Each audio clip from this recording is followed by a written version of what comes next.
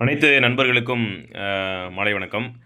இப்ப என்னன்னா, ஊராட்சி செயலர், ஊரக வளர்ச்சித்துறை டிபார்ட்மெண்ட்ல ஊராட்சி செயலர் போஸ்ட்டுக்கு 1483 போஸ்ட்டுக்கு காலி பணியிடங்கள் அறிவிச்சிருக்காங்க. நவம்பர் 10 வரைக்கும் குடுத்துருக்காங்க டேட் அப்ளை பண்றதுக்கு. ஆன்லைன்ல அப்ளை பண்றதுக்கு. ஸோ, இதில நெறைய பேத்துக்கு நெறைய விதமான டவுட் இருக்கு. நம்ம வந்து எல்லாமே நம்ம சேனல்ல அப்டேட் பண்ணியிருக்கோம். எல்லாரும் கமெண்ட் செக்ஷன்ல கேட்ட எல்லாருக்குமே நம்ம வந்து பதில் சொல்லியிருக்கோம். இந்த 1483 போஸ்ட்டுமே வந்து டிஸ்ட்ரிக்ட் வைஸா தான் வேக்கன்சி. ஆனா வந்து நான் வந்து வேற டிஸ்ட்ரிக்ட் அப்ளை பண்ணலாமா? அப்டின்லாம் கேள்வி கேட்குறாங்க. பட் இது வந்து என்னன்னா டிஸ்ட்ரிக்ட் வைஸா தான் அவங்க கால்ஃபர் பண்ணியிருக்காங்க. முடிஞ்ச வரைக்கும் வந்து அந்த ஓன் டிஸ்ட்ரிக்ட் குடுக்குறது தான் நல்லது. இப்ப தஞ்சாவூரை சார்ந்தவங்க வந்து அ திருச்சி குடுக்கலாமா? அப்டின்னா, ஏற்கனவே வந்து அலுவலக உதவியாளர் பணியிடங்களுக்குலாம் வந்து இப்ப இன்டர்வியூ நடந்துட்டு இருக்கு இல்லைங்களா? ஸோ அவங்களுக்கு வந்து பார்த்தீங்க அப்புட்ன்னா ஒரு டிஸ்ட்ரிக்ட்க்கு வேற டிஸ்ட்ரிக்ட்லேருந்துலாம் அப்ளை பண்ணவங்கலாம் அப்ளை பண்ணியிருக்காங்க. இப்ப சென்னையிலருந்து, திருவள்ளூர்லருந்து, காஞ்சிபுரத்துலருந்துலாம் வந்து பார்த்தீங்கன்னா, திருச்சிக்கு அப்ளை பண்ணவங்க இருக்காங்க. தஞ்சாவூருக்கு அப்ளை பண்ணவங்க இருக்காங்க. நாகப்பட்டினத்துக்கு அப்ளை பண்ணவங்க இருக்காங்க. ஸோ அவங்களுக்கெல்லாம் கூட கால் லெட்டர் அனுப்பிச்சு விட்டு அவங்களுக்கு வந்து இன்டர்வியூ நடத்துனாங்க. ஸோ அதே மாதிரி இது வந்து இந்த டவுட் வந்து எப்படின்னா, நீங்க வந்து ஆன்லைன்ல அப்ளை பண்றதுக்கு உண்டான ஆப்ஷன்ல நீங்க வந்து தாராளமா நீங்க பதிவு பண்ணீங்க அப்புட்ன்னா, அவங்க இந்த டிஸ்ட்ரிக்ட் சார்ந்தவங்க தான் குடுக்கணும் அப்டின்லாம் வந்து நோட்டிஃபிகேஷன்ல ஒண்ணும் மென்ஷன் பண்ணல. பட் இது நார்மலாவே நீங்க வந்து அப்ளை பண்ணும்பொழுது மற்ற டிஸ்ட்ரிக்ட் அப்ளை பண்ணலாம். ஆனா மேக்ஸிமம் என்ன அப்டின்னா, உங்களுடைய ஓன் டிஸ்ட்ரிக்ட் நீங்க சூஸ் பண்றது தான் நல்லது. அதுதான் வந்து சரியா இருக்கும். அதே மாதிரி நெறைய பேர் வந்து இந்த பேமெண்ட் கேட்வே எரர்லாம் வருதுன்னு சொல்லிட்டு இருக்காங்க. இன்னும் வந்து அந்த பிரச்சனை தீரல அப்டிங்கிறாங்க. ஸோ அத பொறுத்தவரைக்கும் நீங்க ஒரு வேள அப்ளிகேஷன்ல நீங்க வந்து இப்ப அமௌண்ட் கட்டினா தான் உங்களுடைய அப்ளிகேஷன் வந்து சம்மந்தப்பட்ட துறைக்கு போகும். நீங்க அமௌண்ட் கட்டல அப்புட்ன்னா, கண்டிப்பா அந்த அப்ளிகேஷன் ஃபுல்ஃபில் ஆகாம இருக்கும். ஸோ, அதனால உங்களால போட முடியல அப்புட்ன்னா, payment gateway error, payment already initiated இந்த மாரி அமௌண்ட் வந்து எடுத்துக்கல, டெபிட் ஆகல, கட்ட கட்ட முடியறதுக்கான ஆப்ஷன் வந்து குடுக்கல அப்டின்னா, நீங்க தாராளமா நீங்க வந்து அடுத்த அப்ளிகேஷன் வந்து நீங்க வந்து ப்ராசஸ் பண்ணுங்க. அந்த அப்ளிகேஷன ப்ராப்பரா பண்ணுங்க. ப்ராப்பரா பண்ணிட்டு அது வந்து அமௌண்ட் பேமெண்ட் எடுத்ததுக்கப்புறம் உங்களுக்கு அப்ளிகேஷன் வந்துரும்.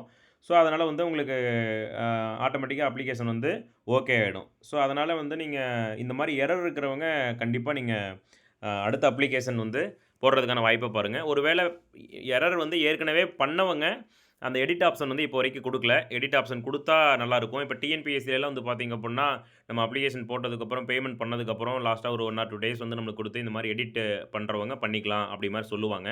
அது வந்து ரொம்ப காலமா எக்ஸாமினேஷன் பாயிண்ட் ஆஃப் வியூல நம்ம வந்து போட்டித் தேர்வு எழுதுறவங்களுக்கு தெரியும்.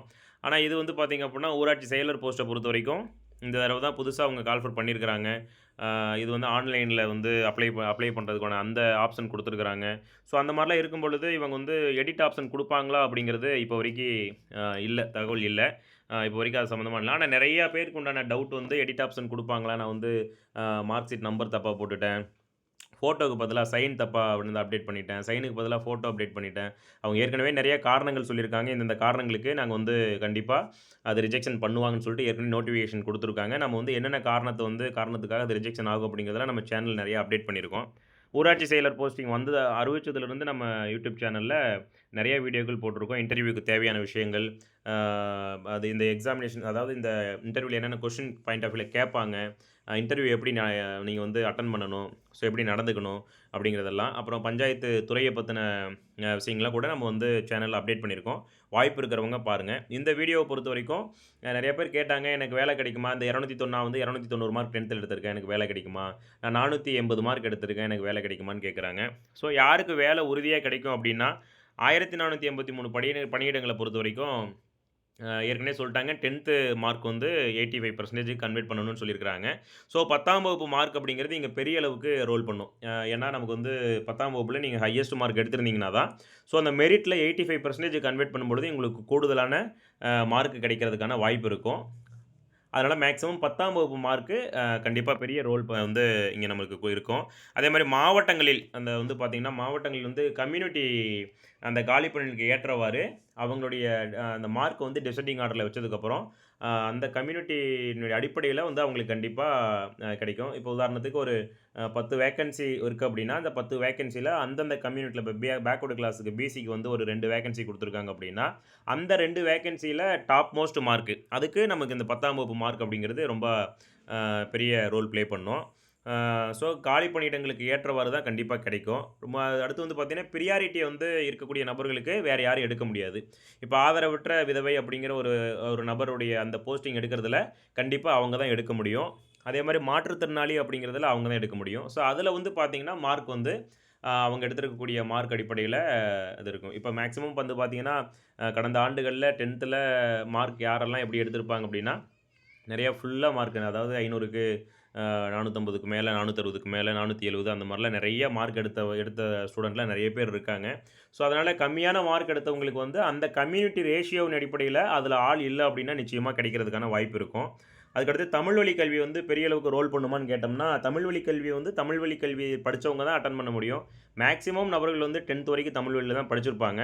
ஸோ, அது வந்து இப்போ 1லேருந்து 8த் வரைக்கும் கண்டிப்பா வந்து தமிழ் மொழியை ஒரு மொழியா படிச்சிருக்கணும். அதனால இங்கிலீஷ் மீடியம் வந்து அ படிச்சவங்க, தமிழே படிக்காதவங்க, அதாவது தமிழ் ஒரு சப்ஜெக்ட்டா இல்லாதவங்க கண்டிப்பா அதில வந்து எலிஜிபிள் கிடையாது. அவங்க வந்து அப்ளை பண்ணாலும் அவங்க எலிஜிபிள் கிடையாது. ஆனா, தமிழ் பொறுத்தவரைக்கும் மேக்ஸிமம் எல்லாருமே வந்து தமிழ்நாட்ட பொறுத்தவரைக்கும் இருப்பாங்க. அ அ அந்த மாரி இருந்தாங்க அப்புட்ன்னா, ஸோ அவங்களுக்கு தமிழ் வழி கல்வி அப்படிங்கிறது மேக்ஸிமம் நபர்கள் இருக்கிறதுனால, தமிழ் வழி கல்வி ஒரு பெருசா ஒரு ரோல் பண்ணுமா அப்படிங்கிறது தெரியல. அந்த மாரி இருக்கிறதுக்கான வாய்ப்புகளும் இல்ல. அதுக்கடுத்து இந்த 85% மார்க், அதுக்கடுத்து நேர்முகத் தேர்வு இன்டர்வியூ வந்து 15 மார்க்கு. இந்த 15 மார்க் வந்து உங்களுடைய ஆளுமை, அப்புறம் வந்து ஒரு 5 மார்க் வந்து அ 10 மார்க் வந்து அ ஆளுமை, பெர்சனாலிட்டிக்கு வந்து குடுத்துருவாங்க. 5 மார்க் வந்து இந்த ஜெனரல் நாலேட்ஜ் சம்மந்தமா உங்களுக்கு கொஸ்டின் கேட்கறதுல வந்து அது குடுக்குற மார்க் அந்த 10+5 அப்படிங்கிறது. ஸோ இதெல்லாம் வந்து பார்த்தீங்க அப்புட்ன்னா, நம்மளுக்கு வந்து ஊராட்சி செயலர பொறுத்தவரைக்கும் கிடைக்கும், கிடைக்காது அப்படிங்கிறதுக்கான ஒரு விஷயம். கடைசியா ஒரே ஒரு விஷயம் என்னன்னா, இது மாரி கண்டிப்பா எடிட் ஆப்ஷன் வந்து நெறைய பேருக்கு வந்து நீங்க வந்து எடிட் ஆப்ஷன் கேளுங்க ப்ரோ. அது மாரிலாம் நெறைய பேர் வந்து கேளுங்க சார்லாம் நெறைய பேர் கேட்குறாங்க. ஸோ எடிட் ஆப்ஷன் அப்படிங்கிறது நம்ம சேனல்ல நம்ம வந்து நம்ம அப்டேட் பண்றது, அது கவர்மெண்ட்டுக்கு வந்து போகணும் அப்படின்னா அவங்களுக்கு தெரியணும். இந்த மாரி இவ்வளவு எரர் இருக்கு அப்படிங்கிற விஷயம் தெரியணும் அப்படிங்கிறது, நம்ம வந்து தகவல சொன்னா தான் தெரியும். அதனால அந்த எடிட் ஆப்ஷன் நிச்சயமா குடுத்தா நல்லாருக்கும். அ அது குடுத்தாங்கன்னா, பல பேருக்கு உண்டான அந்த தவறா பண்ணதெல்லாம் தயவுசெய்து வந்து திருத்திருங்க. நல்லா கரெக்ட்டா ப்ராப்பரா திருத்திருங்க. ஏன்னா நமக்கு வந்து ஒரு வேள ஆப்ஷன் குடுக்கல அப்புட்ன்னா வேற ஒண்ணும் பண்ண முடியாது. கண்டிப்பா நிராகரிப்பு தான் செய்வாங்க. அ வேற அடுத்த ஒரு அ நல்ல தகவலோட நான் வந்து உங்கள சந்திக்கிறேன். அந்த வீடியோ புடிச்சிருந்ததுன்னா லைக் பண்ணுங்க, கமெண்ட் பண்ணுங்க, ஷேர் பண்ணுங்க. வேற ஏதாவது டவுட் இருந்தது அப்புட்ன்னா, கமெண்ட் செக்ஷன்ல கேளுங்க. நான் பதில் சொல்றேன். அ அனன்யா ரியான் அப்படிங்கிற யூடியூப் சேனல்ல நீங்க வந்து இது சம்மந்தமான தகவல்கள கொஞ்சம் பாருங்க. Thank you.